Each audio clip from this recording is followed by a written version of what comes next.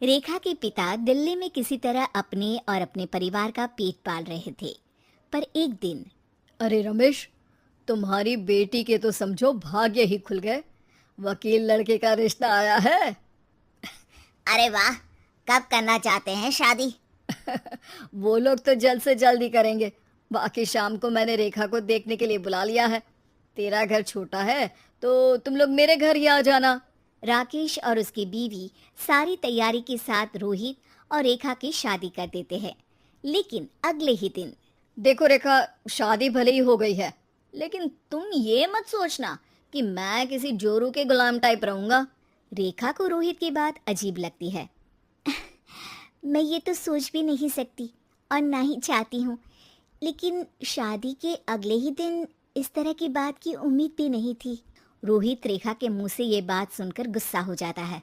अरे, काफी जबान भी चला लेती हो। माँ ने सिखाया नहीं कि पति से कैसे बात करते हैं?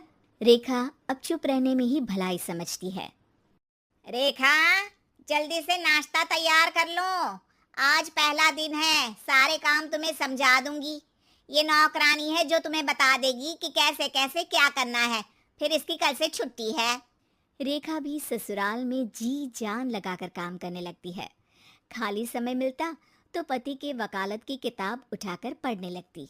ये क्या, जब देखो तब पढ़ती रहती है। अच्छा सुन, कल पिता के घर से 20,000 रुपये लेकर आना। मेरे छोटे बेटे की फीस भरनी है।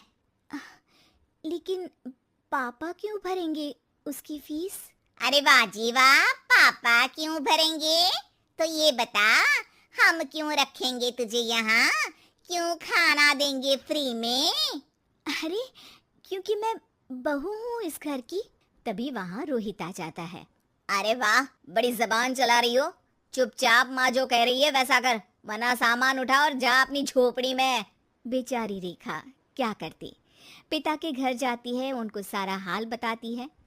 पिता भी जैसे तैसे पैसों का इंतजाम कर बेटी को ससुराल के लिए विदा करते हैं। देखा, अब कहाँ से आए पैसे?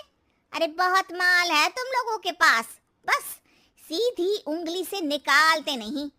नहीं नहीं माँ, पापा ने अपनी मोटरसाइकिल बेचकर पैसों का इंतजाम किया है। पता नहीं अब वो ऑफिस कैसे जाएंगे। अरे वाह भाई, ये भी हम सोचे। खैर, जैसे तैसे दिन बीतते हैं।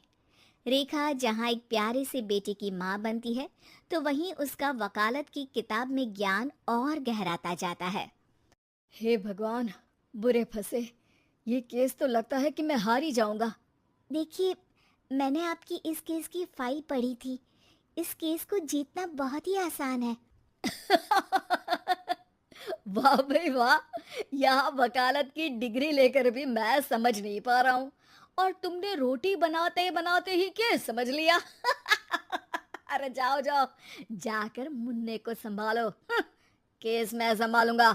ए लड़की सुन, जाकर अपने बाप के यहाँ से 3 लाख लेकर आ। पूरा घर फिर से बनाना है। छोटे की शादी करूंगी तो छोटी बहू को कहाँ रखूंगी? पूरा घर तो तूने घेर रखा है। ऐसा मत बोलिए माँ जी, पापा इतना पैसा कहाँ से लाएंगे? अब तो वो रिटायर भी हो गए हैं। हाँ, तभी तो बोल रही हूँ, रिटायरमेंट के पैसे तो मिले होंगे ना। लेकिन वो अगर आपको दे देंगे तो बुढ़ापा कैसे काटेंगे? रोहित रेखा की बात सुनकर गुस्सा हो जाता है।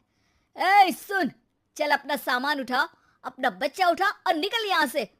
रेखा के लाख आग्रह के बाद भी रोहित और उसकी सास उसे घर में नहीं रखते। पापा, मैं तलाक चाहती हूँ। बेटा, मेरे पास वकील के पैसे नहीं है। पापा, आप मुझे वकालत करवा दीजिए, अपना केस मैं खुद लड़ूंगी। इस बार रेखा के पिता भी उसे ससुराल ना भेजकर रिटायरमेंट के पैसों से वकालत करवाते हैं।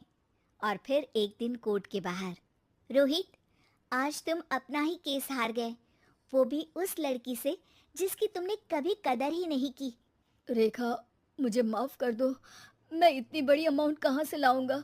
मैं हर महीने पैसे नहीं दे सकता तुमको। पैसे वहीं से लाना जहाँ से तुम मेरे पापा को लाने के लिए मजबूर करते थे। एक पिता अपनी बेटी की शादी उसकी खुशहाली के लिए करता है, ना कि सारी जिंदगी कर्जदार बनने के लिए।